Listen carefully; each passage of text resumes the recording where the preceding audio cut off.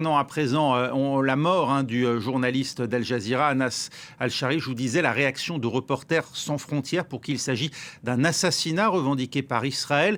Avec nous, pour réagir, la directrice de projet d'RSF, Louise Allouin-Bichet, bonjour.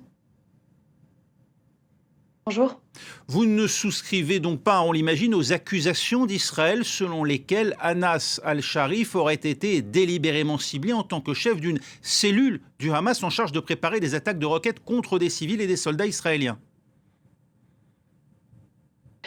Alors d'une part, c'est une tactique israélienne qu'on a de l'armée, en tout cas israélienne, dont on a déjà pu être témoin, notamment l'été dernier, qui ciblait déjà des journalistes d'Al Jazeera sur des preuves que nous n'avons pas vues concernant l'assassinat de l'été dernier. Et là, de nouveau, ces soi-disant preuves n'ont pas été partagées. Donc, en effet, on est là dans une plutôt avec force et colère contre cet assassinat ciblé de ce journaliste, mais aussi de ses collègues, qui, voilà, pour nous à ce stade, fait clairement montre en tout cas cette même tactique qui vise en fait très simplement à toujours faire en sorte d'avoir un blackout total sur l'information en provenance de la bande de Gaza par des journalistes professionnels. Pour vous, il y a une volonté d'empêcher par tous les moyens de documenter ce qu'il se passe à Gaza? Oui, je crois qu'effectivement, à Reporters sans frontières, nous en sommes tout à fait convaincus, déjà par le nombre de journalistes qui ont été ciblés, plus de 200, je le rappelle, dans la bande de Gaza depuis le 7 octobre 2023.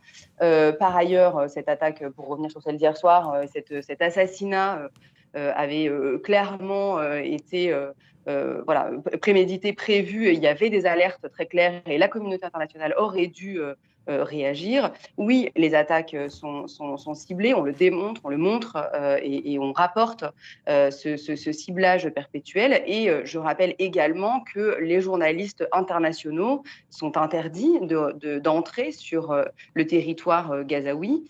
À moins d'être embarqués avec l'armée israélienne, ce qui n'est pas là les conditions d'un journalisme indépendant, fiable, tel que la communauté internationale doit l'attendre.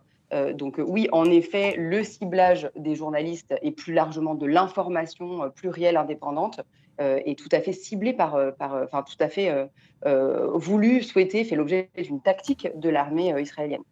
Des journalistes qui peuvent exercer leur travail sur place malgré la présence du Hamas?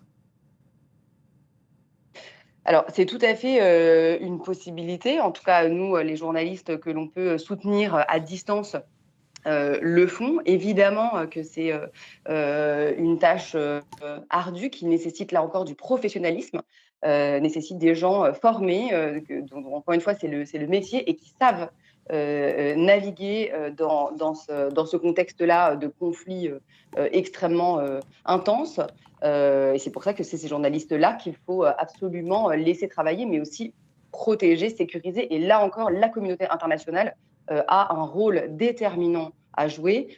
C'est pour cela qu'à RSF, nous demandons une réunion d'urgence du Conseil de sécurité des Nations Unies sur la base de la résolution 2222 qui protège les journalistes dans le cadre de conflits armés. Merci beaucoup, Louise Allouin-Bichet, d'avoir été avec nous pour Reporters sans frontières.